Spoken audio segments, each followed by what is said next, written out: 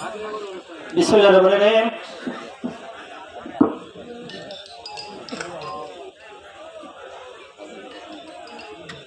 Rampur union কৃষক দলের উদ্যোগে আজকের এই কর্মী সমাবেশে সম্মানিত সভাপতি, মঞ্চে উপস্থিত আছেন বাংলাদেশ জাতীয়তাবাদী কৃষক দল কেন্দ্রীয় সংসদের সহসভাপতি, ময়মনসিংহ উত্তর জেলা বিএনপি সাবেক সাধারণ সম্পাদক, সাবেক এমপি, সাবেক উপজেলা পরিষদের চেয়ারম্যান, বীর মুক্তিযোদ্ধা আলহাজ অ্যাডভোকেট আবুল বাশার আকন্দ।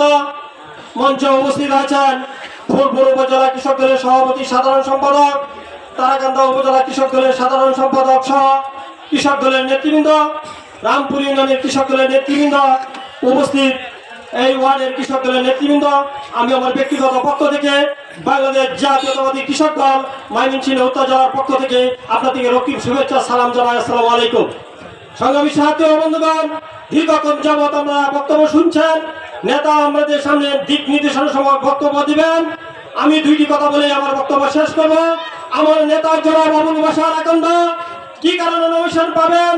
গত 18 সালে যখন ফুলপুর তারাকান্দা একাধিক প্রার্থী নমিনেশনের জন্য ঢাকায় গিয়েছিলেন, ফুলপুর থেকে বিএনপির দুইজন লোক চিঠি পেয়েছিলেন।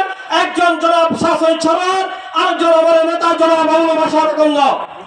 সংগ্রামী সাথী ও বন্ধুগণ, শাসন সরকার ইতিমধ্যে পাখির পলকে উড়ে চলে গেছে। এখন চিঠি কার কাছে আছে? আমার নেতা জনাব আবুল বাশার কাছে আমাদের চিঠি আছে, কেন্দ্রীয় সংসদের চিঠি আছে। সেই চিঠি জননেতা জনাব আবুল বাশার আকন্দের হাতে। সেই হিসাবে আপনাদের কাছে ঘোষণা করতে পারি যে আগামী নির্বাচনে ফুলপুর তারাকান্দা থেকে যদি নমিনেশন পায়, নমিনেশন চিঠি এখন পর্যন্ত আমার নেতা বাশার আকন্দের হাতে আছে। সেই হিসাবে আমরা বাশার আকন্দকে আগামী দিনে ধানের শীষে মনোনয়ন প্রত্যাশা করতে পারি।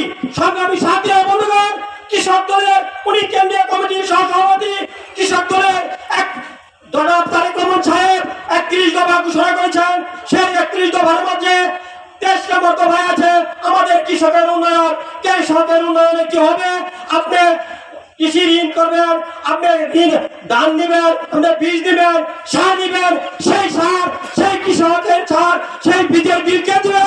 আমার নেতা জনাব তারেক রহমান তিনি দিবেন। কিভাবে দিবেন? আমাদের একটি ফ্যামিলি কার্ড হবে। সেই কার্ডের মাধ্যমে আপনাকে দোকানে যাবেন, দোকানে যে আপনার কার্ডটি জমা দিবেন। এই কার্ডের বিল কে দিবে? আমার নেতা জনাব তারেক রহমান। আমার নেতা তারেক রহমান সেই বিল আপনার দিবে, বীজের বিল দিবে, সারের বিল দিবে, কীটনাশকের বিল দিবে।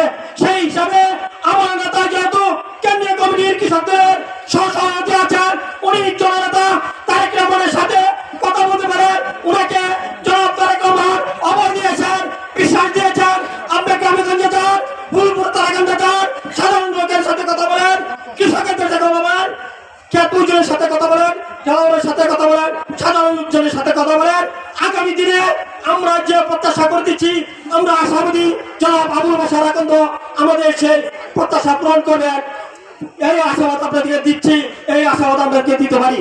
আপনারা কি স্লোগান ধরবেন, আমি কথা বলবো, আমরা শুধু দাঁড়িয়ে শীষ বলেন। এই আগামী দিনে ফুলপুরে কোনো প্রতীক আছে? দাঁড়িয়ে শীষের কোনো প্রতীক আছে? আমার প্রতীক কে?